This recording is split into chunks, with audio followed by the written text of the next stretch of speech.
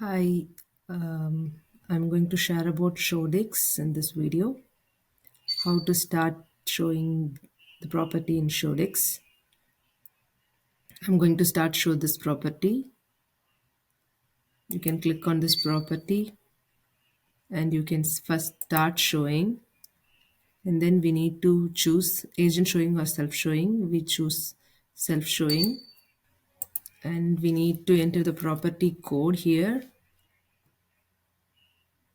and click on next, and we have to verify this and next, and we have to give the application URL which is taken from the AppFolio, and this is default for this property, so I'm giving next, and we need to choose the code box here.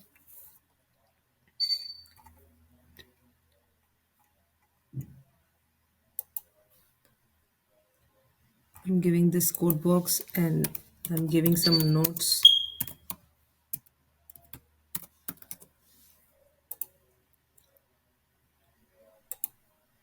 and click onto the enable showings,